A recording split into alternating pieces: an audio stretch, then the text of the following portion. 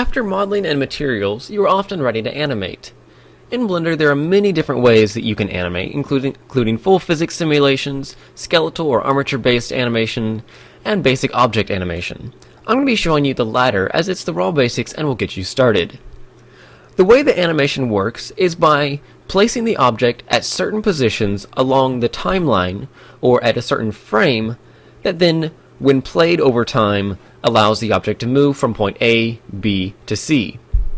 And if you remember in the first video, or the second video with the interface and navigation, I mentioned the timeline here. And we're going to be making use of this now to move through time. And if you notice that the numbers here and here increase and decrease as I left click and drag on the small green bar left and right.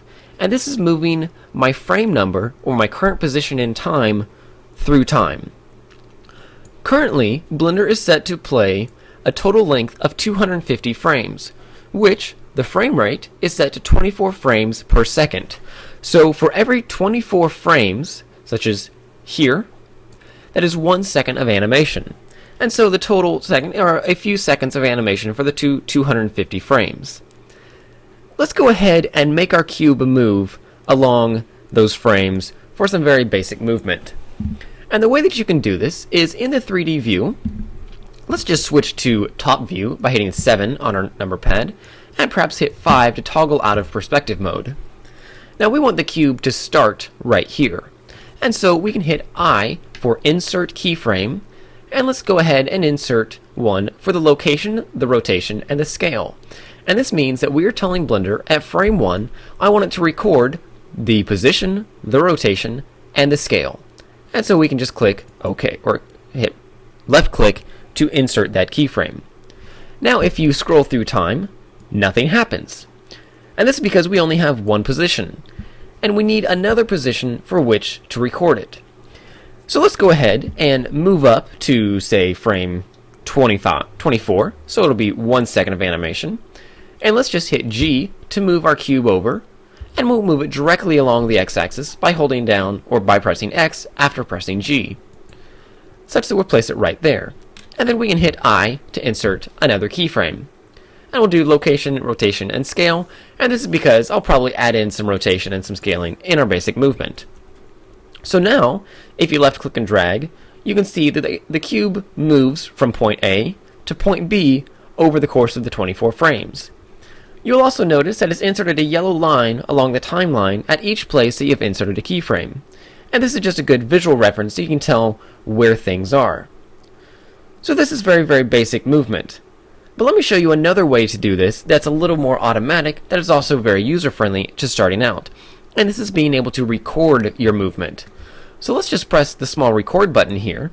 And now anytime that we make a change to our object along the time, it will record that change. So for example, while I'm on 24 here, frame 24, perhaps I want to change the location from here to over here. Well, then I'll just hit G, move it over, and left click.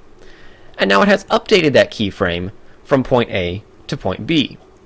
Or maybe if I want to move up to frame 48 and add another second of animation, we'll move it over here and left click. And now, when we scroll back and forth, you'll see it's moving from point A to point B. So this is very, very cool, and record allows us to work in a much more cohesive manner without having to worry about constantly inserting keyframes. So it's much more automatic.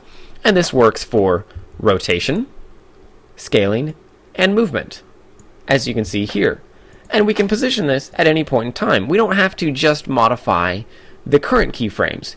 We can add a new one halfway through here, say for example to scale it, and then it'll scale back down like so.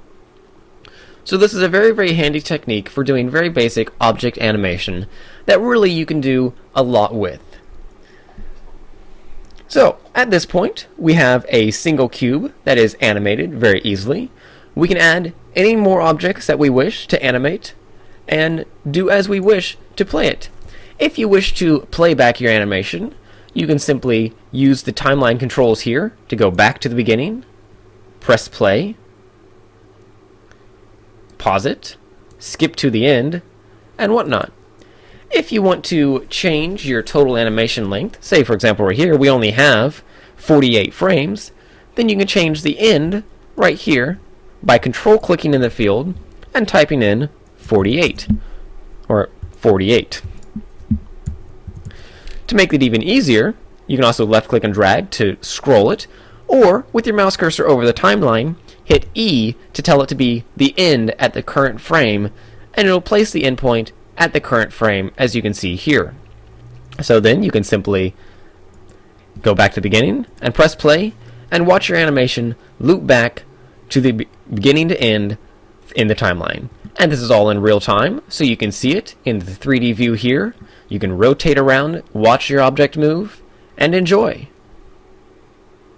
So that's very basic keyframe animation or object animation in Blender.